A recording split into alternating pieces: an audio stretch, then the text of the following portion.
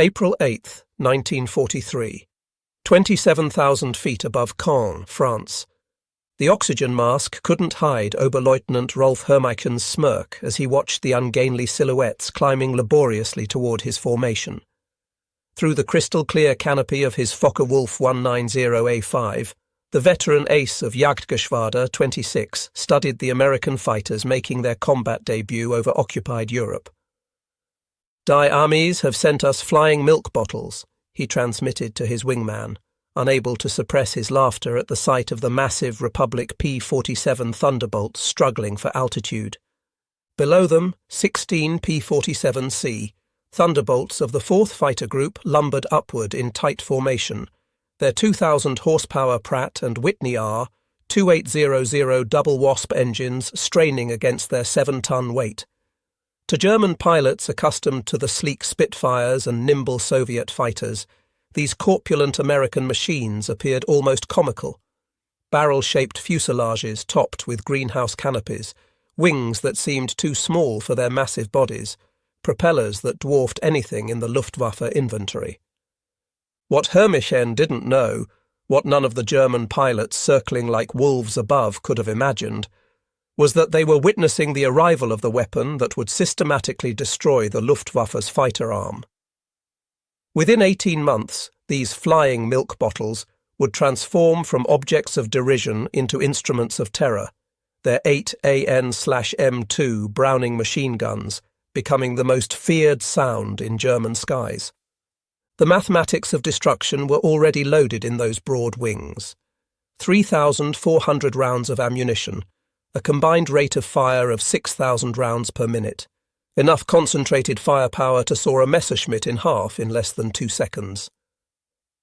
The transformation began that April morning when Major Donald Blakesley, commanding the 335th Fighter Squadron, spotted the German formation positioning for attack. The former Eagle Squadron veteran, who had transferred from RAF Spitfires just weeks earlier, understood what his men didn't yet know, that survival in the P-47 required abandoning everything they thought they knew about air combat. The Thunderbolt represented a radical departure from conventional fighter design philosophy. While the Germans had pursued lightweight interceptors optimized for climb and turn performance, Republic aviation had created something unprecedented, a high-altitude juggernaut that used mass, power and firepower to redefine the rules of aerial warfare. Among the 56 American pilots spread across the French sky that morning were men who would become legends, future aces whose names would strike fear into Luftwaffe hearts.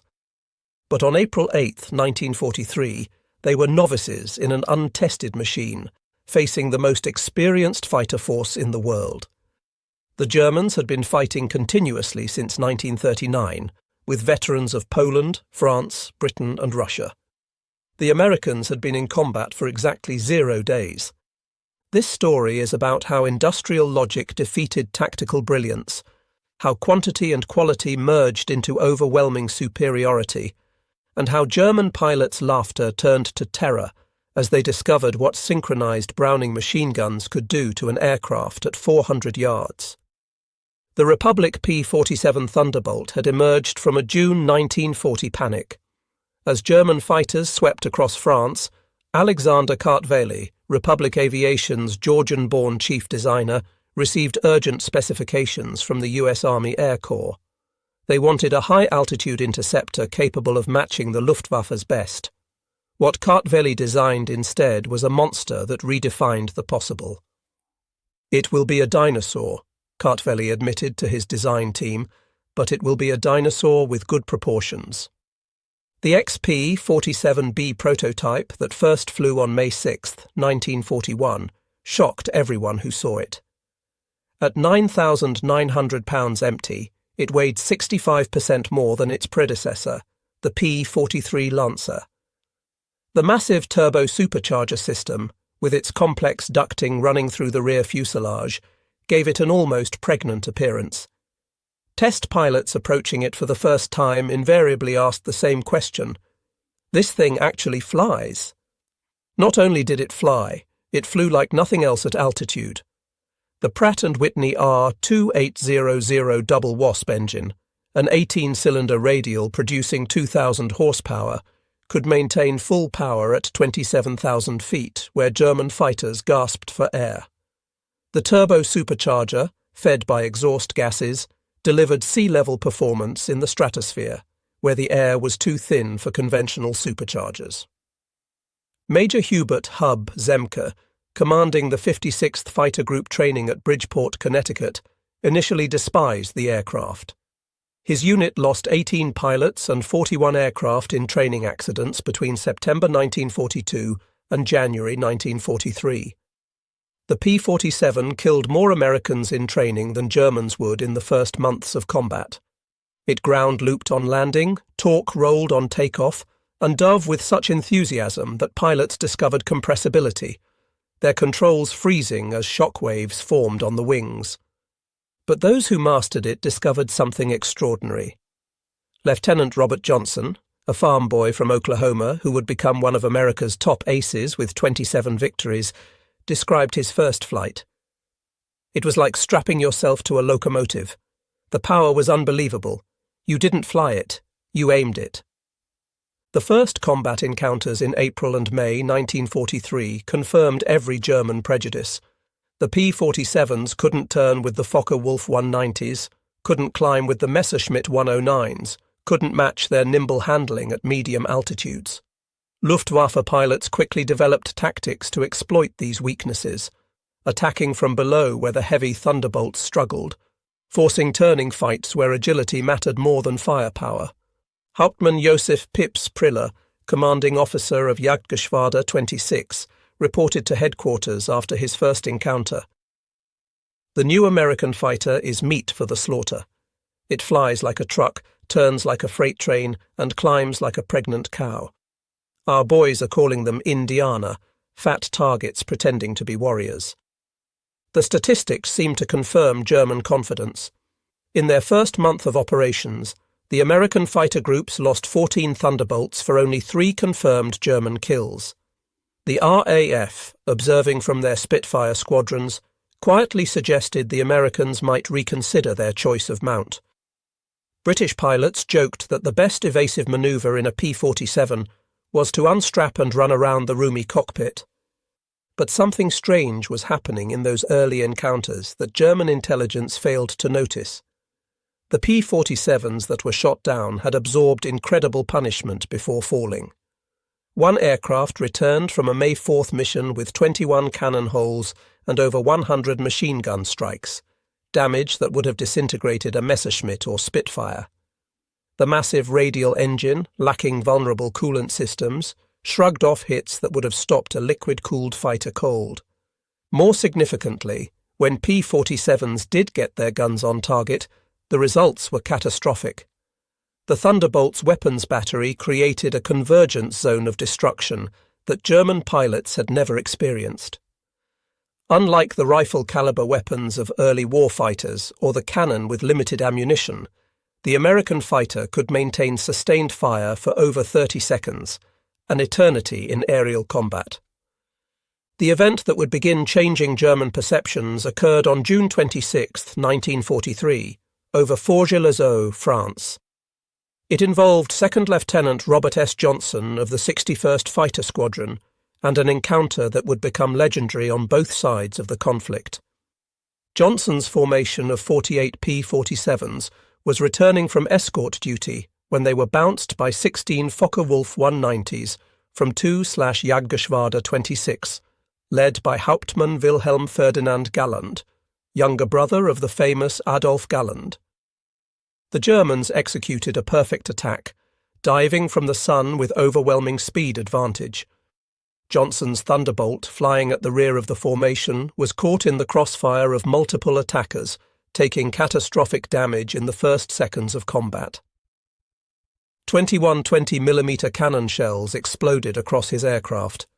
The canopy shattered, hydraulic fluid sprayed into the cockpit, the engine cowling was torn away, and fire erupted behind the instrument panel. Johnson, wounded in the nose and leg by shrapnel and bullet fragments, tried to bail out, but discovered the canopy was jammed. A 20mm shell had exploded in the canopy track, welding it shut.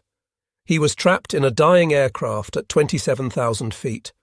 What happened next defied every assumption about combat damage tolerance. Despite having no forward visibility through the oil-covered windscreen, a barely functioning engine that shook violently, and controls that responded only intermittently, Johnson managed to level the aircraft and point it toward England. The P-47 continued flying with damage that would have reduced any other fighter to falling debris. Then it got worse. A lone Focke-Wulf 190, flown by an unknown pilot from 2/JG-26, discovered the crippled Thunderbolt limping toward the channel at less than 170 miles per hour. Historical research has never definitively identified this pilot, though several names have been proposed based on German combat reports from that day. What followed was one of the most extraordinary encounters in aerial warfare history. The German pilot positioned himself behind Johnson's P-47 and opened fire with his 4 20mm cannon and 2 13mm machine guns. Johnson, unable to evade, could only huddle behind his armor plate and pray. The Thunderbolt absorbed the entire cannon ammunition load. Then the German repositioned and fired again, this time with only his machine guns, the cannon ammunition exhausted. The German pilot pulled alongside, staring in disbelief at the flying wreck. Johnson could see his face clearly, young, blonde, his expression shifting from confidence to confusion to something approaching fear. The German repositioned and emptied his remaining machine gun ammunition into the Thunderbolt. Still, it flew. He pulled alongside again, shook his head in apparent amazement, gave an informal salute, and peeled away, presumably out of ammunition. Johnson's P-47 landed at Manston with its engine failing on the runway. The crew chief stopped counting bullet holes after reaching 200. One cannon shell had exploded inches from Johnson's head. Another had detonated against the armor plate behind his seat. The engine had taken direct hits. The control cables were partially severed. 3 of the 4 main longerons, the structural backbone of the fuselage, were shot through. Yet the aircraft had brought him home. The survival of Johnson's aircraft sent shockwaves through both air forces. American engineers studying the wreckage realized they had underestimated their own creation. German intelligence, receiving combat reports from 2nd Section of Jagdgeschwader 26, initially refused to believe it. No aircraft could absorb that much punishment. But testimony from multiple pilots confirmed the impossible. The Thunderbolt had taken everything the Luftwaffe's best fighter could deliver and survived. By July 1943, American pilots were learning to exploit the P-47's true strengths. Lieutenant Colonel Hubert Zemke, the 56th Fighter Group commander, had discovered the secret through brutal trial and error. Don't turn with them. Don't climb with them at low altitude. Use your weight. Use your power. Use your guns. The Thunderbolt's massive weight, initially seen as a disadvantage, became a weapon. In a dive, nothing could catch it. From 30,000 feet, a P-47 could reach 550 miles per hour, faster than any German fighter could achieve even in a vertical dive. This speed could be converted to altitude in a zoom climb that left pursuing fighters helplessly behind. Captain Walker, Bud Mahurin, who would become one of the first American aces in Europe, developed what became known as the boom and zoom tactic, though pilots called it the Thunderbolt turkey shoot. Instead of engaging in traditional dogfights, P-47 formations would climb to 30,000 feet, higher than German fighters could effectively operate. When Luftwaffe fighters appeared below, the Thunderbolts would roll inverted and dive, reaching speeds that made deflection shooting impossible for defending Germans. At the bottom of these dives, the American heavy machine guns would speak. German pilots who survived described it as facing a wall of lead, the combined firepower creating an impenetrable zone of destruction. Aircraft caught in this convergence pattern didn't just fall, they disintegrated. The true revelation of American firepower came during the August 17, 1943, dual raid on Schweinfurt and Regensburg, the deepest penetration into Germany attempted to that date.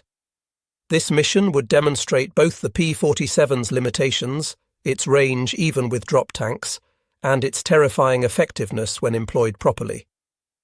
Major David Schilling, leading the 62nd Fighter Squadron, encountered a formation of Messerschmitt 110 destroyer aircraft positioning to attack B-17s with their heavy cannon and rocket armament. The twin-engine German fighters, heavily armed but less manoeuvrable, were the Luftwaffe's specialized bomber killers. Schilling's flight of 4 Thunderbolts rolled into their attack dive from 28,000 feet.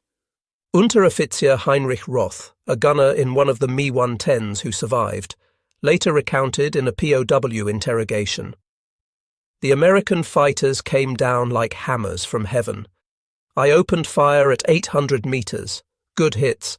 I saw them strike the fighter's wing. The P-47 didn't even wobble. Then he fired. The aircraft ahead of us simply came apart. Not shot down. Destroyed. Wings separated from fuselage, tail severed, the crew compartment shredded into metal confetti. In 2 seconds, a 110 became nothing." 8. Messerschmitt 100s and 10s were destroyed in less than a minute. The German pilots had never experienced such concentrated firepower. Each P-47 carried 425 rounds per gun, 3,400 rounds total, weighing nearly 900 pounds. At convergence distance, typically set at 300 yards, all 8 guns' ballistic paths intersected in a zone roughly 6 feet in diameter. Anything in that zone faced 100 half-inch projectiles per second, each travelling at 2,900 feet per second. The ammunition itself was a revelation of American industrial capacity. While German fighters struggled with limited cannon ammunition, typically 120 to 200 rounds for a 20mm weapon, American pilots could maintain fire for over half a minute.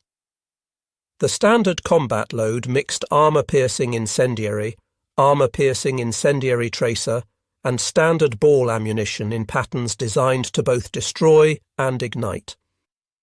Lieutenant Colonel Francis "Gabby" Gabreski, who would become the top American ace in Europe with 28 victories, described the effect.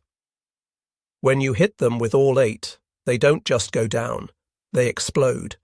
I saw a 109 literally cut in half, the tail falling one way, the nose and wings another. The pilot never knew what hit him." By September 1943, the Luftwaffe was discovering another horrifying reality about the P-47. Its performance improved dramatically with altitude while German fighters suffered. The turbo-supercharged double Wasp engine maintained its rated power output up to 30,000 feet. German fighters, relying on single-stage or two-stage mechanical superchargers, saw their performance degrade significantly above 25,000 feet. Oberleutnant Hans Philipp, one of Germany's most successful aces with 206 victories, encountered this reality fatally on October 8, 1943. Leading Jagdgeschwader 1 against a B-17 formation at 28,000 feet over Bremen, Philipp found his Focke-Wulf 190A6 sluggish and unresponsive in the thin air. The BMW 801 engine, powerful at medium altitudes, was gasping for oxygen nearly 6 miles above the Earth. When P-47s of the 56th Fighter Group dove on his formation from 32,000 feet, the German fighters were sitting ducks. Robert Johnson, now an experienced combat pilot on his way to ace status, was flying at 31,000 feet when he spotted Philipp's distinctive Focke-Wulf with its elaborate nose art.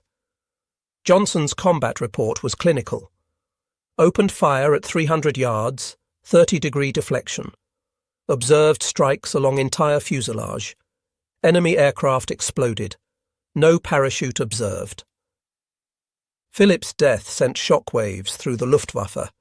If one of their best, a man who had survived over 500 combat missions on both eastern and western fronts, couldn't survive against the Thunderbolts, what chance did average pilots have?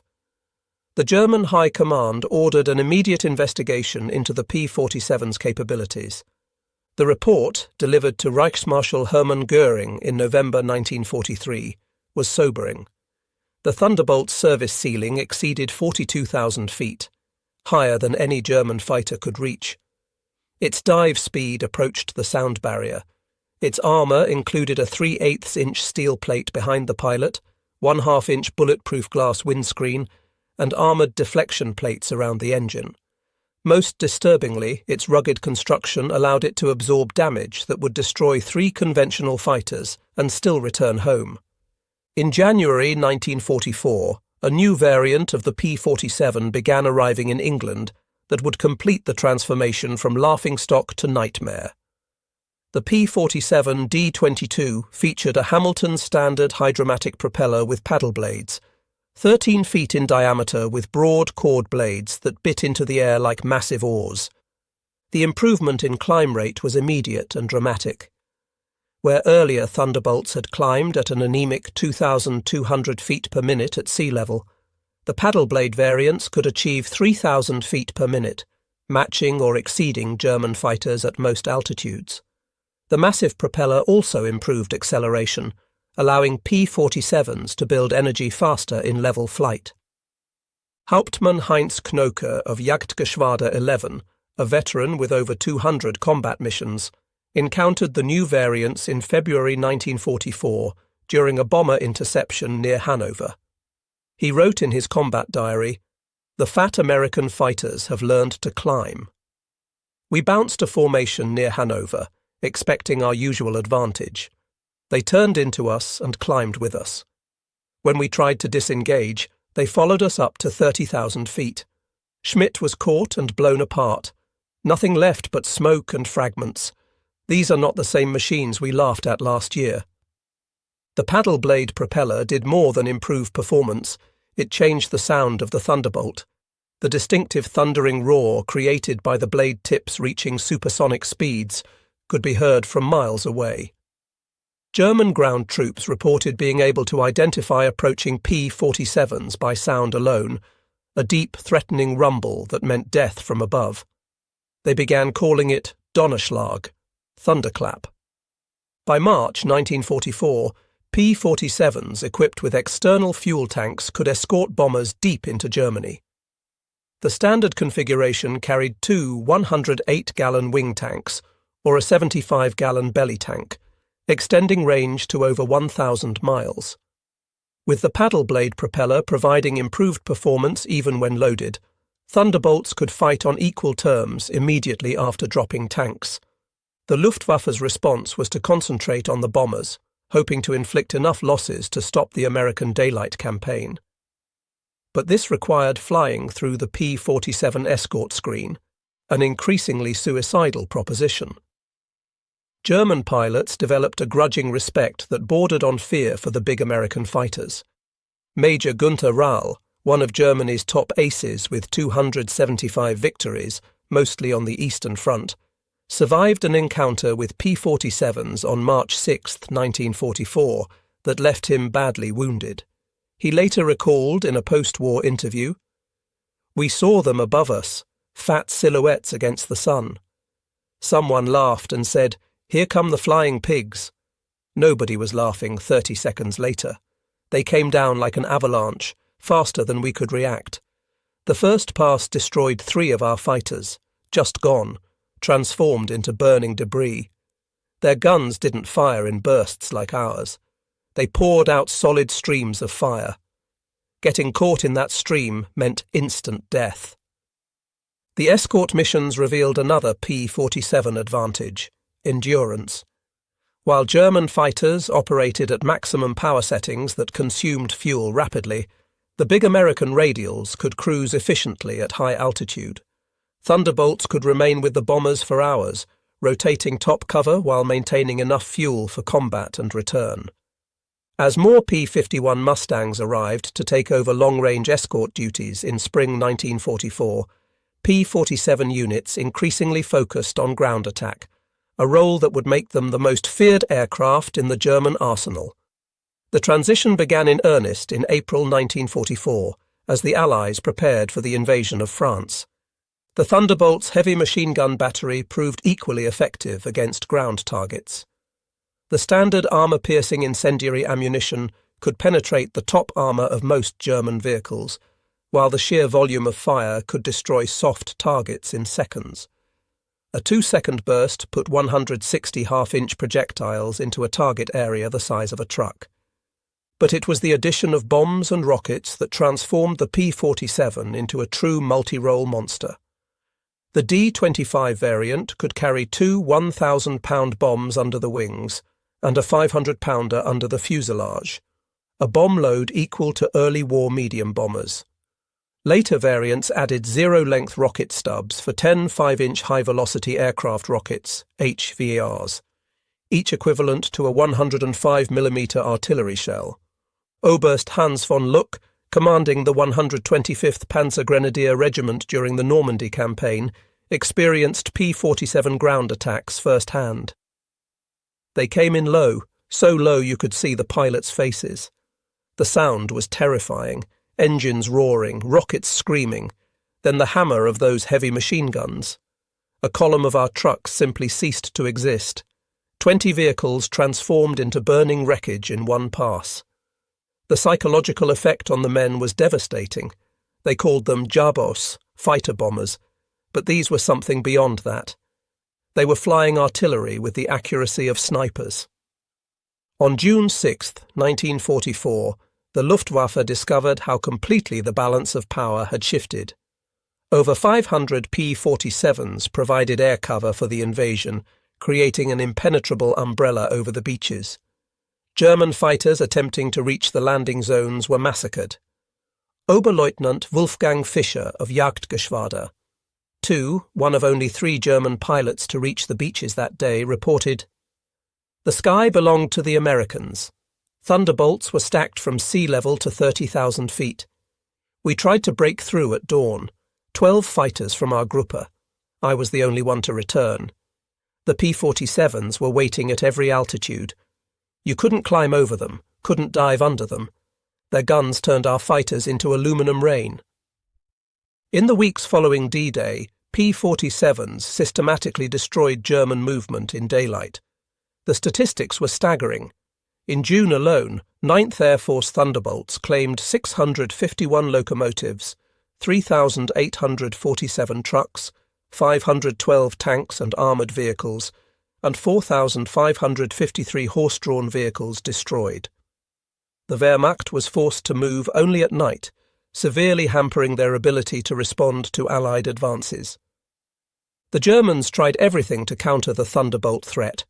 They reinforced vehicle armour, deployed more anti-aircraft guns, developed new camouflage techniques. Nothing worked. The P-47's combination of speed, armour and firepower made them nearly unstoppable. Even the feared 88mm flak guns struggled to track the fast-moving fighters at low altitude. While devastating Europe, the P-47 was simultaneously proving its worth in the Pacific theatre. The 348th Fighter Group, operating from New Guinea, discovered that the Thunderbolt's qualities were perfectly suited to the vast distances and harsh conditions of the Pacific War. Colonel Neil Kirby, commanding the 348th, developed tactics specifically for the Pacific. On October 11, 1943, Kirby led 4 P-47s against 40 Japanese aircraft over Wewak, shooting down 6 enemy planes himself in a single mission, earning him the Medal of Honor.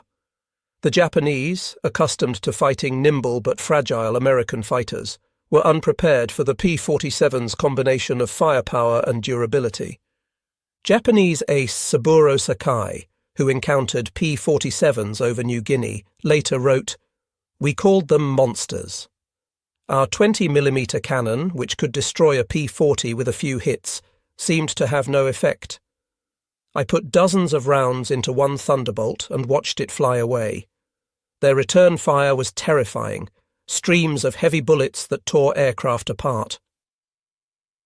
The P-47N, developed specifically for the Pacific, featured increased fuel capacity with wet wings holding 93 gallons each, extending range to 2,350 miles. This variant would escort B-29s to Japan, proving that the short-legged fighter of 1943 had evolved into a true long-range weapon. Perhaps the ultimate vindication of the P-47's evolution came in its encounters with German jet fighters. The Messerschmitt Me 262, with its 540 miles per hour top speed, should have been untouchable by propeller-driven fighters. But Thunderbolt pilots discovered they could catch jets in two situations: during takeoff and landing when jets were most vulnerable, and in high-speed dives from altitude. On November 27, 1944, Lieutenant Colonel John C. Meyer of the 352nd Fighter Group became one of the first pilots to shoot down an Me 262 with a P-47. Diving from 28,000 feet, Meyer's Thunderbolt reached speeds approaching 500 miles per hour, fast enough to catch the jet in level flight. The jet pilot, confident in his speed advantage, never saw the diving P-47 until Meyer's guns opened up at 400 yards. Meyer's combat report noted, "The enemy aircraft disintegrated under fire. Large pieces, including both engines, separated from the fuselage. The pilot did not escape. The concentrated fire of 8.50 caliber guns proved more effective than we anticipated against jet aircraft." By early 1945, specialized P-47M variants were deployed specifically to counter German jets and V-1 flying bombs. With water methanol injection boosting power to 2,800 horsepower and refined aerodynamics, these ultimate Thunderbolts could reach 470 miles per hour in level flight at 30,000 feet, fast enough to intercept even jets under certain conditions. Major George Bostwick, commanding the 63rd Fighter Squadron equipped with P-47s, shot down two Me 262s in March 1945. His tactical report emphasized firepower over speed. "The jets are faster, but they can't turn and they can't take punishment. One good burst from our battery, and they come apart like they're made of paper. They have to slow down to attack bombers. That's when we get them." The ultimate demonstration of American industrial might came during Operation Bodenplatte, the Luftwaffe's desperate attempt to destroy Allied air power on January 1, 1945. Nearly 900 German fighters, including their best remaining pilots, launched surprise attacks on Allied airfields across Belgium and the Netherlands. At Y-34 airfield near Metz, home to the 365th Fighter Group's P-47s, the attack initially succeeded. German fighters destroyed 22 Thunderbolts on the ground, along with several other aircraft.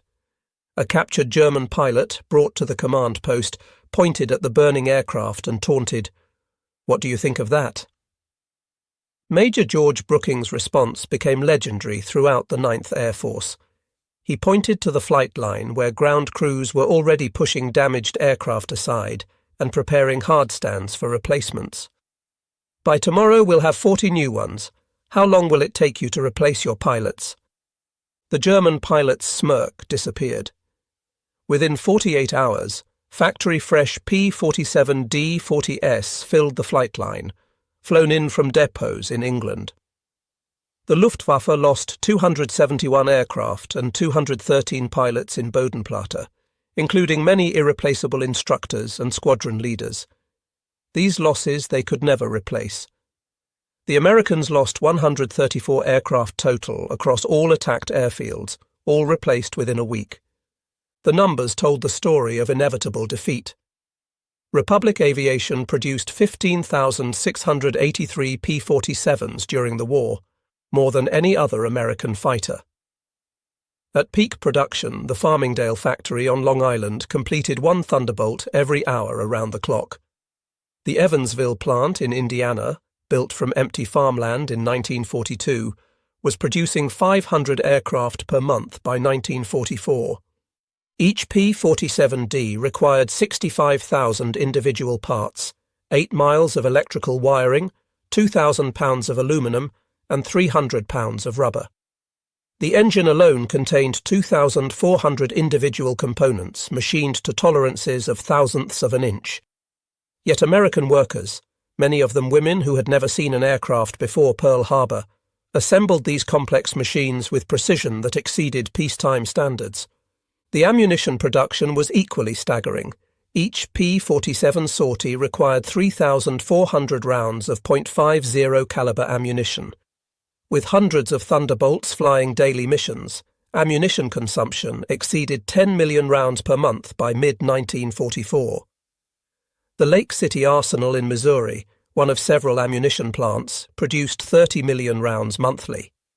Each cartridge was manufactured to tolerances measured in 10,000ths of an inch, ensuring reliable feeding through the synchronized gun mechanisms. The fuel consumption was enormous. Each Thunderbolt burned 100 gallons per hour in normal flight, up to 300 gallons per hour in combat with water injection engaged. The 9th Air Force alone consumed over 25 million gallons of aviation fuel monthly by late 1944, all of it shipped across the Atlantic in tankers that were themselves products of American mass production. Even more impressive than aircraft production was pilot training. By 1944, the United States was graduating 30,000 pilots annually from advanced training, more than Germany had trained in the entire war. Each P-47 pilot received a minimum of 400 hours of flight training before entering combat, including 100 hours in advanced fighters. German pilots, by contrast, were entering combat with less than 100 hours total time by war's end. The quality showed in combat. American pilots arrived in Europe trained in formation flying, instrument navigation, gunnery and tactics. They had practiced against captured German aircraft, understanding their enemy's capabilities and limitations. They knew their aircraft systems intimately, having studied technical manuals that German pilots never received. Lieutenant Eugene Roberts, arriving in England in September 1944, exemplified the American training advantage. I had 420 hours in my logbook, including 75 hours in the P-47. I'd fired at towed targets, practiced deflection shooting, studied gun camera film from actual combat. My first mission, I knew exactly what to do. The German pilot I faced couldn't have had half my experience. It wasn't even a fair fight. In March 1945, Oberstleutnant Josef Priller, the same pilot who had mocked the P-47s as pregnant cows 2 years earlier, was interviewed by German propaganda officials seeking to boost morale. His statement, deemed too demoralizing for publication, revealed the complete transformation in German attitudes. The Thunderbolt is the best fighter bomber ever built. Its firepower is unprecedented. Weapons that never jam, never overheat, never run out of ammunition in normal combat. It carries bombs like a medium bomber, fires rockets like artillery, and fights like a fighter when needed. But beyond the machine is what it represents: unlimited American production. They lose 10, they build 20. We lose 1, it's gone forever. Their pilots arrive better trained than our instructors. They have fuel for training, ammunition for practice, spare parts for everything. We have nothing but courage, and courage without resources is just delayed defeat. We laughed at them in 1943. We're not laughing now. When you hear those guns, you know death has come calling. The sound haunts us. Mechanical, precise, unstoppable. Like everything American, it's about overwhelming material superiority. They didn't beat us through better tactics or braver pilots. They buried us under an avalanche of steel and lead. By April 1945, the Luftwaffe existed largely on paper. Fuel shortages grounded most aircraft. Experienced pilots were dead or captured. Airfields were cratered ruins. But even with aircraft and fuel, German pilots faced an impossible equation. Attacking meant facing P-47 formations that owned every altitude from ground level to 40,000 feet. Feldwebel Klaus Brettschneider, one of the last German pilots trained in 1945, flew exactly one combat mission before the war ended. His encounter with P-47s over Leipzig lasted 12 seconds. I saw them diving from above, 4 Thunderbolts in perfect formation. I tried to turn, but they were too fast. The leader fired from 500 meters. My aircraft shook like it was hit by sledgehammers. The engine exploded, the wing separated. I barely escaped. In the parachute, I watched them destroy my entire staffel.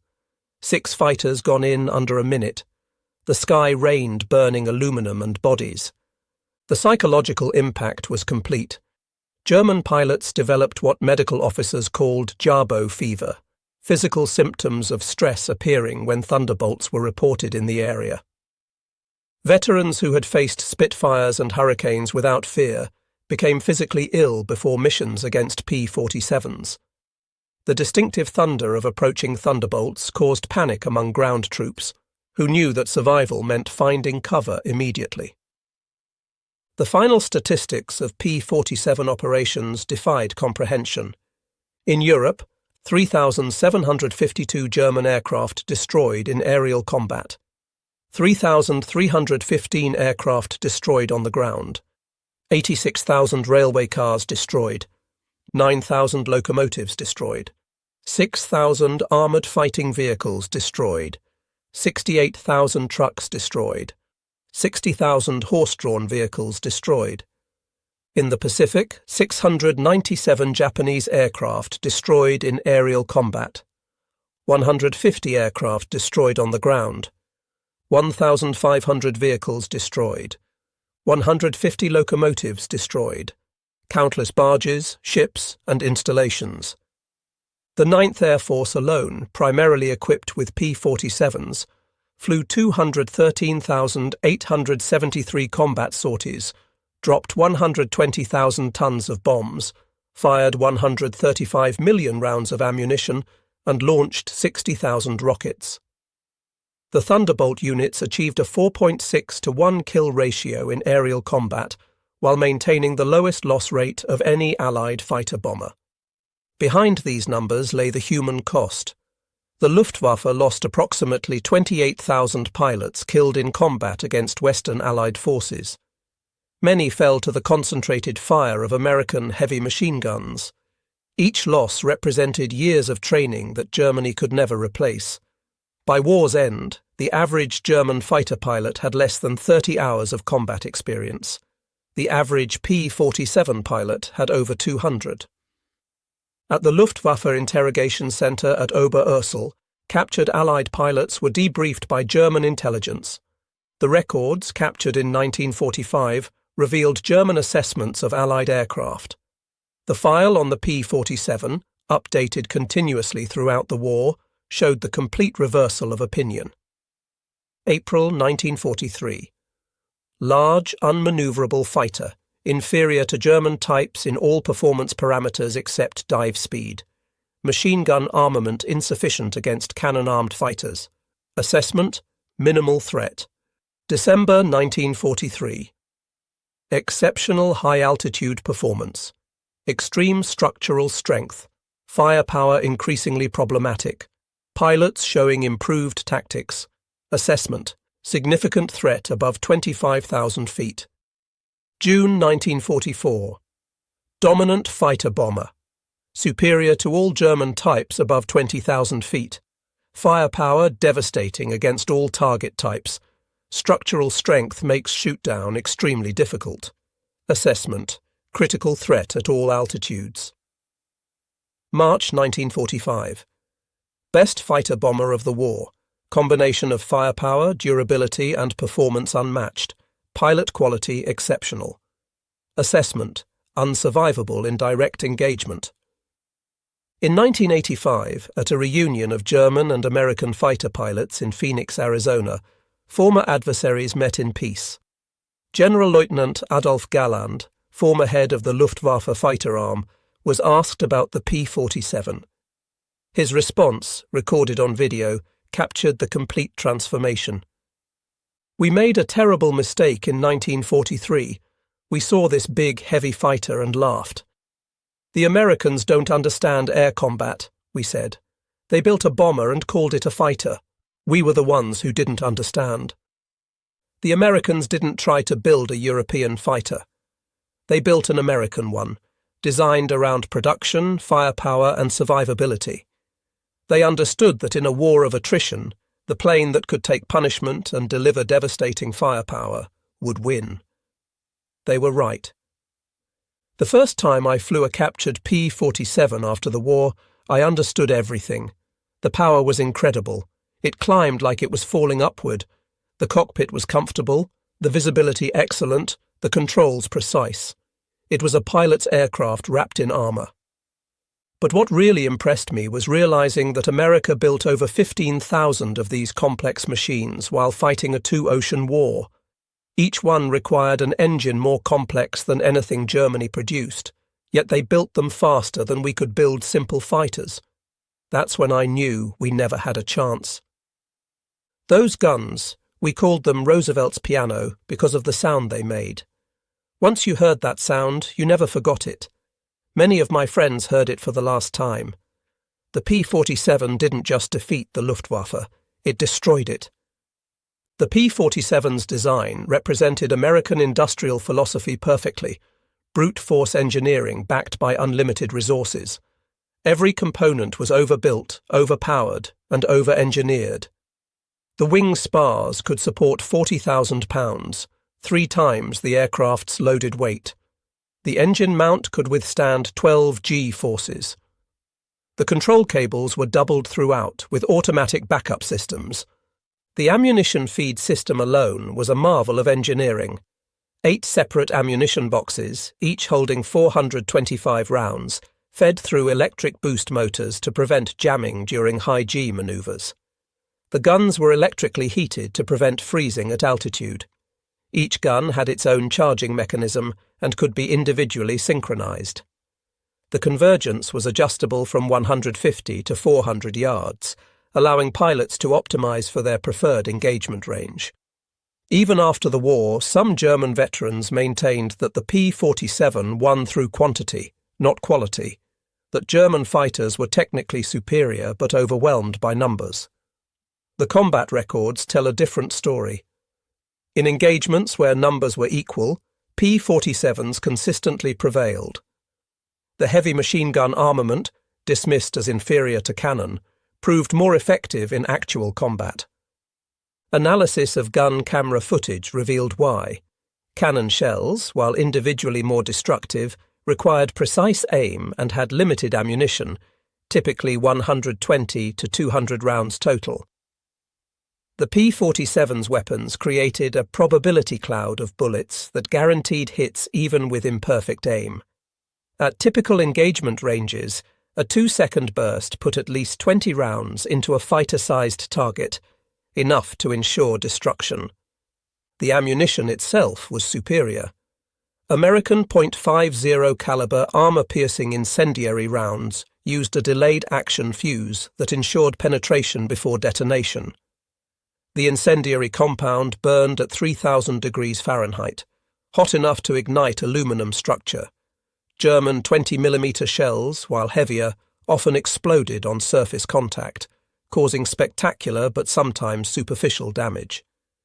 The P-47 Thunderbolt remains the heaviest single-engine piston fighter ever mass-produced.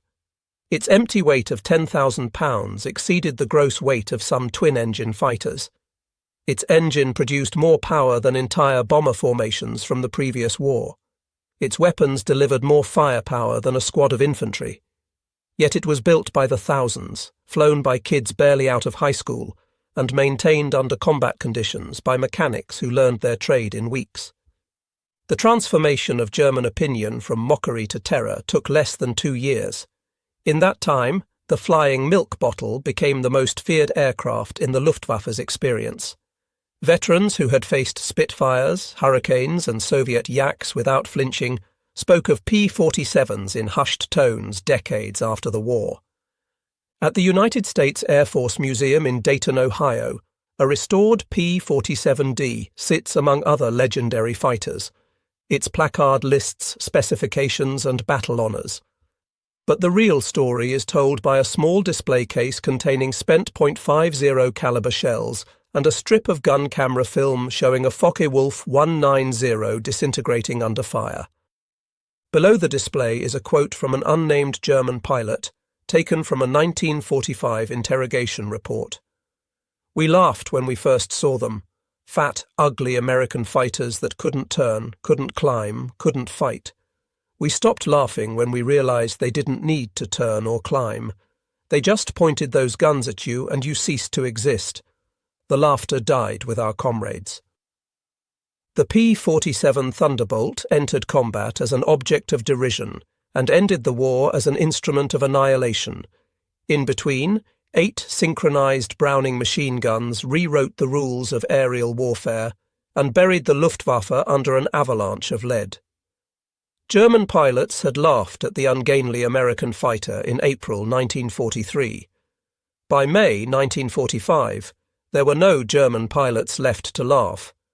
The thunder had spoken, and the sky belonged to America.